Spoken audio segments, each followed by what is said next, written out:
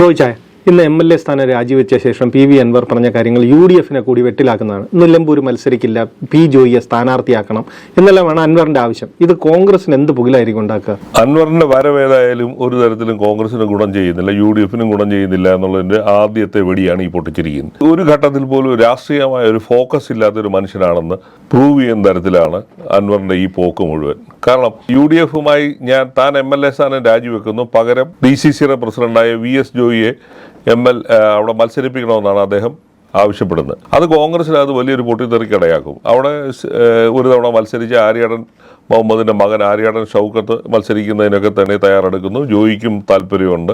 അങ്ങനെയൊക്കെ നിൽക്കുന്ന ഒരു ഘട്ടത്തിലാണ് ഒരു മുന്നണിയുടെ സ്ഥാനാർത്ഥിയെ അല്ലെങ്കിൽ ഒരു പാർട്ടിയുടെ സ്ഥാനാർത്ഥിയെ ഈ പാർട്ടിയുമായിട്ട് യാതൊരു ബന്ധവും ഇല്ലാത്ത ഒരാൾ പ്രഖ്യാപിക്കുക എന്ന് പറഞ്ഞാൽ ആ മുന്നണിയിൽ അതേ ചൊല്ലി തർക്കവും ബഹളവും ഉണ്ടാകാനുള്ള സാധ്യതകൾ വളരെ കൂടുതലാണ്. അപ്പം ഒരിക്കലും ഒരു പോസിറ്റീവായിട്ടുള്ളൊരു രാഷ്ട്രീയ സ്റ്റൈലല്ല ഈ അൻവർ ഈ തുടക്കം മുതൽ CPM-നകത്തായിരിക്കുമ്പോഴും അല്ലെങ്കിൽ CPM-നോട് ചേർന്ന് പ്രവർത്തിക്കുമ്പോഴും ഇപ്പോഴും ഒക്കെ ഇതൊന്നും സത്യം പറഞ്ഞാൽ പൊതുസമൂഹം അംഗീകരിക്കുന്ന തരത്തിലേക്കല്ല ഈ കാര്യങ്ങൾ കൊണ്ടുപോയിക്കൊണ്ടിരിക്കുന്നത്. അപ്പം സ്വയം അദ്ദേഹത്തിൻ്റെ രാഷ്ട്രീയ ഭാവിയെ തന്നെ തുലയ്ക്കുന്ന രീതിയിലും കുഴിവെട്ടുന്ന രീതിയിലുമാണ് ഈ പോകുന്നത്. തൃണമൂൽ കോൺഗ്രസ്സൊക്കെ ഇവിടെ കേരളത്തിൽ ഇനി പച്ച പിടിക്കുക എന്ന് പറയുന്നത് ഒന്നും നടക്കുന്ന കാര്യമല്ല. കേരളത്തിൽ ഒരു പുതിയ രാഷ്ട്രീയ പാർട്ടി ഉണ്ടാക്കി മുന്നേറുക എന്ന് പറയുന്നത് ഒട്ടും എളുപ്പമുള്ള ഒരു കാര്യമല്ല. 1980 മുതൽ ഇവിടെ ഒരു രാഷ്ട്രീയ പാർട്ടി എന്നുള്ളതിൽ പ്രവർത്തിക്കുന്ന പാർട്ടിയാണ് BJP. അവർക്കിപ്പോൾ പോലും കരയ്ക്ക് വിടാൻ പറ്റിയിട്ടില്ല.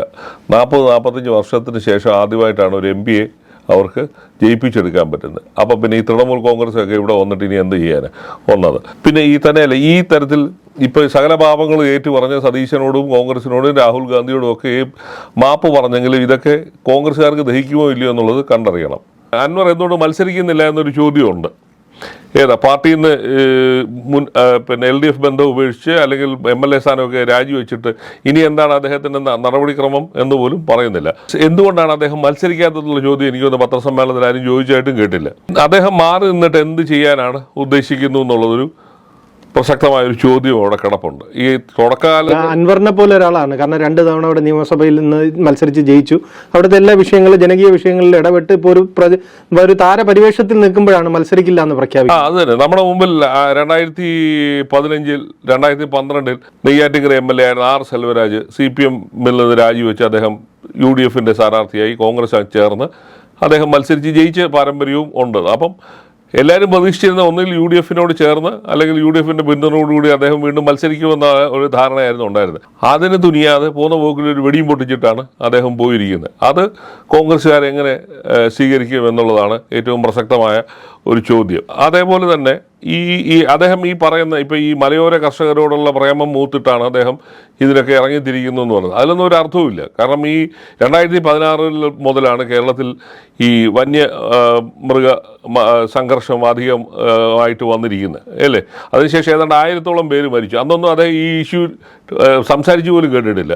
തന്നെയല്ല, അതിനേക്കാട്ടിൽ സീരിയസ് ആയിട്ട് കോൺഗ്രസ് UDF-ന്റെ നേതൃത്വത്തിൽ ഈ ജനുവരി 27 മുതൽ 9 ദിവസം VD സതീശൻ്റെ നേതൃത്വത്തിൽ ഈ മലയോര മേഖലകളിൽ ഈ വനനിയമത്തിനെതിരായിട്ടും ഈ വന്യമൃഗ സംഘർഷത്തിനെതിരായിട്ടുമുള്ള ബോധവൽക്കരണത്തിൻ്റെയും മറ്റും ഭാഗമായി പ്രതിഷേധവും ഒക്കെ ആയിട്ട് അവർ ഇറങ്ങുകയാണ്. അപ്പോൾ അതൊരു പ്രധാന രാഷ്ട്രീയ ഇഷ്യൂ ആയിട്ട് കേരളത്തിലെ പ്രതിപക്ഷം ടേക്കപ്പ് ചെയ്തിരിക്കുന്നത്. അപ്പം ഇദ്ദേഹം പറയുന്ന ഇതിനോടൊക്കെ എന്തുമാത്രം താല്പര്യം ഉണ്ടാകും എന്നുള്ളത് കണ്ടറിയണം. പിന്നെ ഒരു ക്രെഡിബിലിറ്റി ഇല്ലായ്മ അദ്ദേഹത്തിൻ്റെ രാഷ്ട്രീയ ജീവിതത്തിൽ തുടരെയുണ്ട്. അപ്പോൾ അതൊക്കെ ഈ കേരളത്തിൽ എങ്ങനെ പ്രതിഫലിക്കും എന്നുള്ളതാണ് കണ്ടറിയേണ്ടത്. കാരണം ഈ പറയുന്ന വസ്തുതകളോടൊക്കെ എന്തുമാത്രം ആത്മാർത്ഥതയുണ്ട്. കഴിഞ്ഞ വർഷം തന്നെ നിയമസഭയിൽ തന്നെ അല്ലെങ്കിൽ അദ്ദേഹം ആ മണ്ഡലത്തിൽ തന്നെ പലപ്പോഴും ഇല്ലായിരുന്നു. ആഫ്രിക്കയിലും ഒക്കെ പലയിടത്തും അദ്ദേഹത്തിൻ്റെ ബിസിനസ്സുമായിട്ടൊക്കെ പോയിരിക്കാൻ. അപ്പോൾ അങ്ങനെ ഒരാൾ ഇനി വീണ്ടും വന്നിട്ട് ഈ പുതിയ തത്വമൊക്കെ പറയുമ്പം കേരളത്തിലെ ജനത എന്തുമാത്രം സ്വീകരിക്കും എന്നുള്ളത് കണ്ടറിയും. ഒരുപക്ഷെ അത് ഭയന്നിട്ടാവാം മത്സരരംഗത്തു നിന്ന് തന്നെ മാറി നിൽക്കുന്നതാണ് എനിക്ക് തോന്നുന്നത്. അൻവറിന്റെ രാജി തന്നെ അയോഗ്യത എന്നുള്ള ഭീഷണി ഒഴിവാക്കാനാണ്. കാരണം നിലനിൽപ്പിന് വേണ്ടി ഓടിച്ചെന്ന് തൃണമൂൽ കോൺഗ്രസിന്റെ കൂടാരത്തിൽ കയറി രാഷ്ട്രീയമായി പെട്ടുപോയ അവസ്ഥയിലല്ലേ അൻവർ? അതല്ലേ പറഞ്ഞത്. അദ്ദേഹം രാജി വെക്കുന്ന സമയത്ത് അല്ലെങ്കിൽ CPM-ൽ എൻ്റെ സ്വതന്ത്ര അംഗം എന്നുള്ളതിൽ നിലനിന്നുകൊണ്ട് അദ്ദേഹം പറഞ്ഞിരുന്ന കാര്യങ്ങളിലൊക്കെ ഒരുപാട് പിന്നോക്കം പോയി. പറഞ്ഞതൊന്നും ഒരു വ്യക്തതയില്ലാതായിപ്പോയി. പറഞ്ഞതിനൊന്നും വലിയ സ്വീകാര്യത ലഭിച്ചില്ല. ഈ ബഹളം ഉണ്ടാക്കി പറഞ്ഞൊന്നും ഒരു തരത്തിലും എങ്ങും എത്തുകയില്ല. അപ്പോൾ പിന്നെ എങ്ങും എത്താതിരിക്കുന്നൊരവസ്ഥയിലാണ് പുതിയ ഇതുമായിട്ട് വന്നത്. അവിടെയാണ് അദ്ദേഹത്തിൻ്റെ ഒരു രാഷ്ട്രീയമായ ഒരു മച്യൂരിറ്റി ഇല്ലായ്മ, ഒരു പക്വതയില്ലായ്മ, പാകതയില്ലായ്മയാണ് ഈ കോൺഗ്രസിൻ്റെ സ്ഥാനാർത്ഥിയെ കയറി പ്രഖ്യാപിച്ചിട്ട് ഇറങ്ങി പോകുന്ന പരിപാടി എന്ന് പറയുന്നത്. അതിനകത്ത് രണ്ട് കാര്യം നമ്മൾ മനസ്സിലാക്കണം. മുസ്ലിം ജനസാമാന്യത്തിന് നല്ല ഭൂരിപക്ഷമുള്ളൊരു നിയോജക മണ്ഡലമാണ് നിലമ്പൂർ.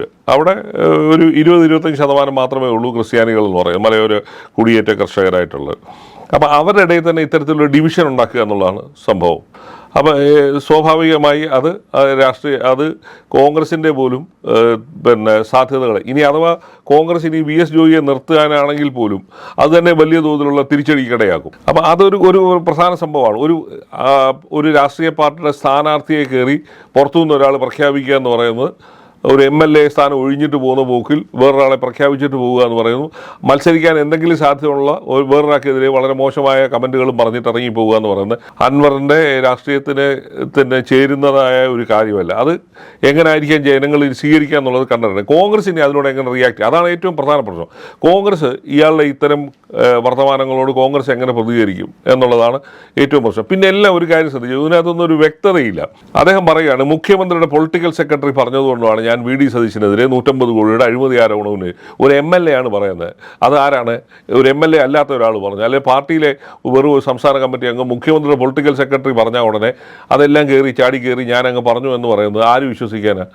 അദ്ദേഹത്തിന് അത്ര വകതിരിവില്ലേ? ഒരു പ്രതിപക്ഷ നേതാവിനെതിരെ അടിസ്ഥാനരഹിതമായ ആരോപണങ്ങൾ ഉന്നയിക്കുമ്പോൾ അത് ആലോചിക്കേണ്ടതല്ലായിരുന്നു.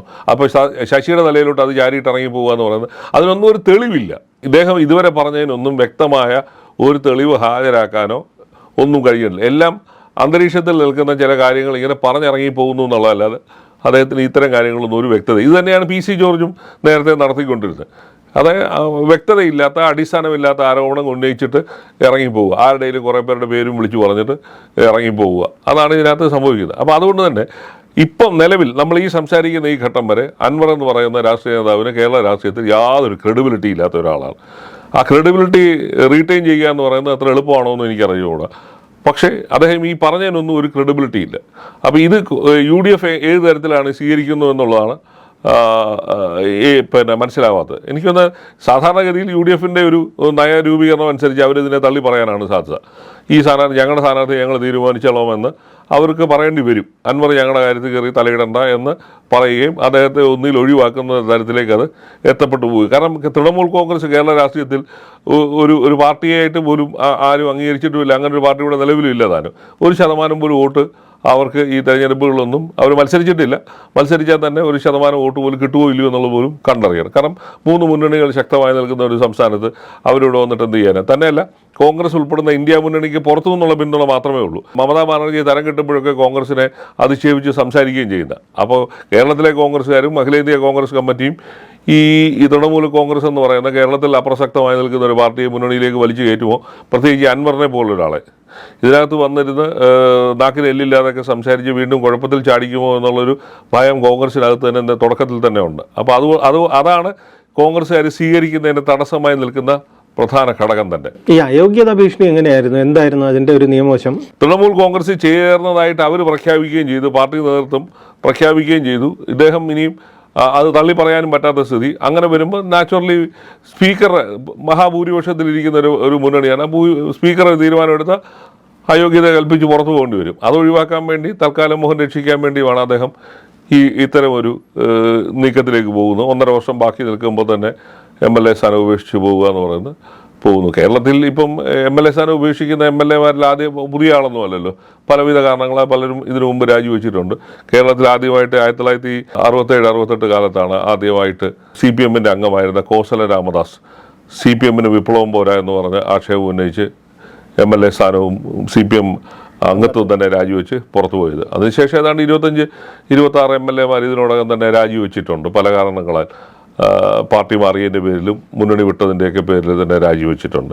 ഏറ്റവും കൂടുതൽ MLA-മാർ രാജിവെച്ച് 2015-ലാണ് 9 MLA-മാർ. കെ കരുണാകരൻ്റെ നേതൃത്വത്തിൽ DIC രൂപീകരിച്ചപ്പം 9 കോൺഗ്രസ് MLA-മാർ തൽസ്ഥാനം രാജിവെച്ച് അവർ DIC ചേർന്നു. 2012-ലാണ് MLA ആയിരുന്ന R സെൽവരാജ് CPM-ൽ നെയ്യാറ്റിൻകര MLA എന്ന സെൽവരാജ് രാജിവെച്ച് കോൺഗ്രസിൽ ചേരുകയും പിന്നീട് അദ്ദേഹം നിയമസഭയിലേക്ക് തിരഞ്ഞെടുക്കപ്പെട്ടു. പക്ഷേ പിന്നീട് നടന്ന തെരഞ്ഞെടുപ്പിലൊന്നും അദ്ദേഹത്തിന് ജയിക്കാനും പറ്റിയിട്ടില്ല. അപ്പോൾ അതാണ് ഈ രാജിവെച്ചവരുടെയൊക്കെ ഒരു പാരമ്പര്യം എന്ന് പറയുന്നത്. 2005 കരുണാകരനോടൊപ്പം പോയ 9 MLA-മാർക്ക് പിന്നെ നിയമസഭ കാണാൻ പോലും പറ്റിയില്ല. അവർ പലരും മത്സരിക്കുകയൊക്കെ ചെയ്യുന്ന രാഷ്ട്രീയത്തിൽ തന്നെ അവരെ പലരും അപ്രസക്തരായി തന്നെ നിൽക്കുകയാണ്.